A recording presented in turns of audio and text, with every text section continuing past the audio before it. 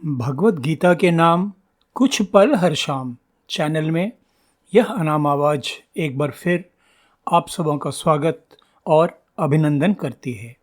आज आप सबों के बीच प्रस्तुत है भगवत गीता द्वितीय अध्याय का 34वां तथा 35वां श्लोक। अकीर्तिं च भूतानि कथयिष्यन्ति ते अव्ययां संभावितस्य च अकीर्तिः मरणात् अतिरिच्यते भयात् रणात् उपरतं मन्सन्ते त्वां महारथाः येषां च त्वं बहुमतो भूत्वा यास्यसि लाघवम्।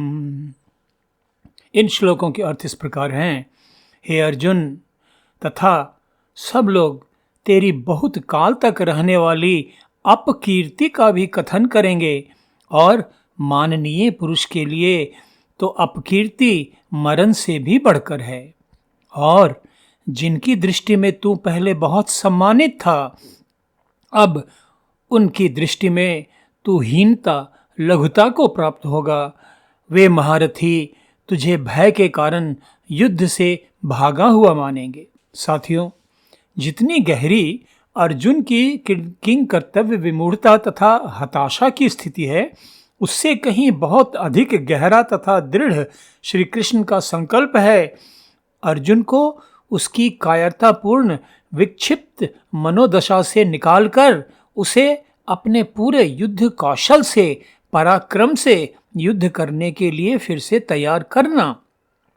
जब श्री कृष्ण पाते हैं कि शरीर की नश्वरता तथा आत्मा की अनश्वरता तथा अमरता संबंधी ज्ञान से भी अर्जुन की हारी हुई मनोदशा में बदलाव नहीं आया है, तो अब वे मनोवैज्ञानिक तरीके से अर्जुन के आत्मसम्मान को जगाने का प्रयास कर रहे हैं।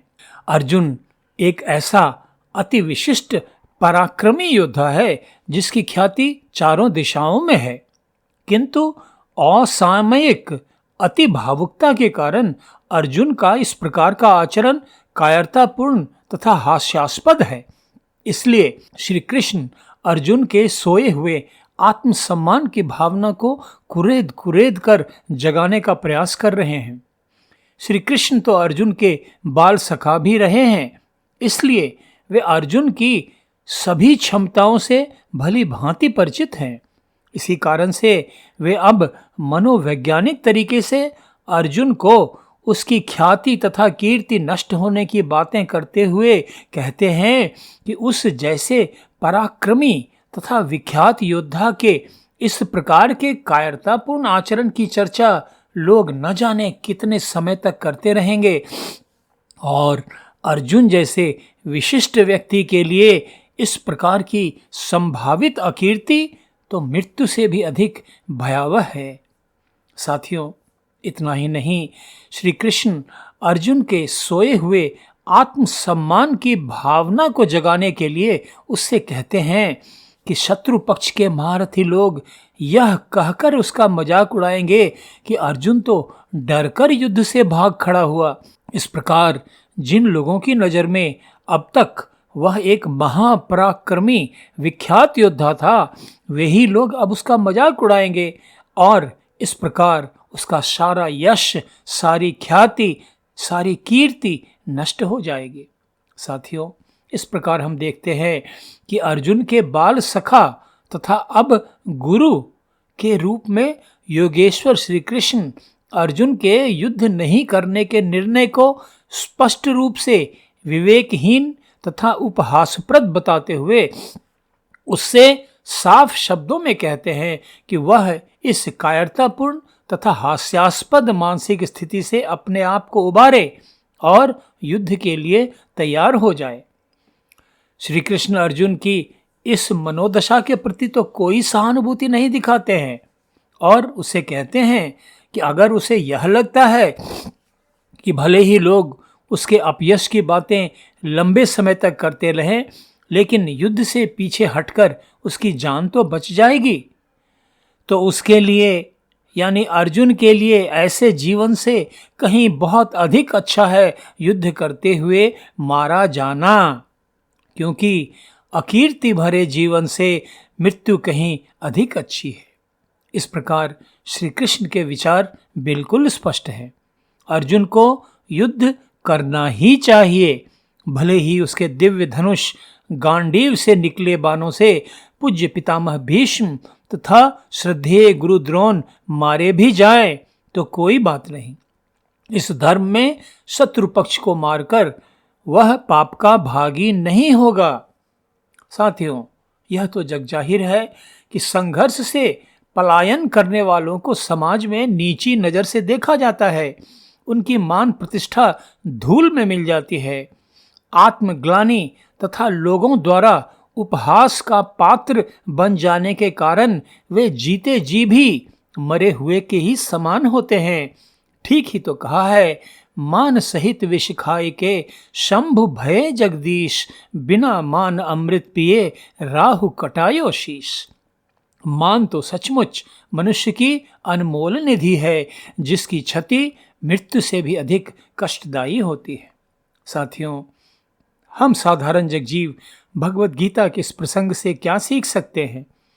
मैं तो शुरुआत में ही आप सबों से निवेदन कर चुका हूं कि गीता के स्वाध्याय से हमें अपने सामान्य जीवन के लिए भी बहुत उपयोगी मार्गदर्शन प्राप्त हो सकता है। इस पूरे प्रसंग में श्री कृष्ण का धैर्य तथा आत्मनियंत्रण हम जग जीवों के लिए प्रेरणा का स्रोत है, सीखने की बात है। हम सबके घर परिवारों, अड़ोस पड़ोस में ऐसी स्थितियां उत्पन्न होती रहती हैं जब हमारे बच्चे अथवा हमारे युवा जीवन की कठिन परिस्थितियों से घबराकर मानसिक रूप से टूट जाते हैं। उनका मनोबल नष्ट हो जाता है, उनके दिलो दिमाग में नकारात्मक विचार ही हावी हो जाते हैं, वे जीवन से हार जाते हैं। हजारों वर्ष पूर्व अर्जुन की जिस मन स्थिति को सुधारने के लिए श्री कृष्ण के द्वारा भगवत गीता का उपदेश दिया गया, आज ठीक वैसी ही मन स्थिति से अनेक बच्चे तथा युवा पीड़ित हैं। हाँ, भले ही इनके कारण अलग अलग हो सकते हैं। तो साथियों, अनेक अभिभावक ऐसी स्थितियों में अपना धैर्य तथा आत्मसंयम खो देते हैं और अपने बच्चों, अपने युवाओं के साथ अत्यधिक सख्ती से पेश आते हैं, उन्हें बुरी तरह डांटते हैं, फटकारते हैं, अन्य लोगों से तुलना कर बच्चों तथा युवाओं के टूटे मनोबल को और भी तोड़ देते हैं। इससे बच्चों तथा युवाओं का जीवन से संघर्ष करने का जज्बा पूरी तरह नष्ट हो जाता है, बर्बाद हो जाता है। साथियों, गीता के स्वाध्याय से मुझे इस सामर्थ्य का सौभाग्य मिला कि इसी प्रकार भ्रमित अनेक बच्चों, युवाओं तथा अभिभावकों को जीवन संघर्ष की प्रेरणा देकर उनका मनोबल बढ़ाकर मैंने उन्हें उत्साहित किया, जिसके परिणाम स्वरूप अनेक युवाओं ने अपने जीवन में एक से बढ़कर एक उपलब्धियां हासिल की, जिससे केवल उनका जीवन ही नहीं बल्कि उनके पूरे परिवार का ही जीवन बदल गया और वे युवा अपने आसपास के घर परिवारों के लिए प्रेरणा के स्रोत बन गए। विपरीत परिस्थिति में श्री कृष्ण का धैर्य तथा आत्मसंयम हम सब के लिए एक अनमोल आदर्श है, जिसका हम सबको अनुसरण करना चाहिए। तो साथियों, आज बस इतना ही।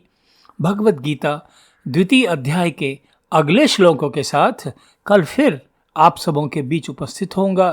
तब तक के लिए अशेष शुभकामनाएं, मंगल कामनाएं। धन्यवाद तथा नमस्कार।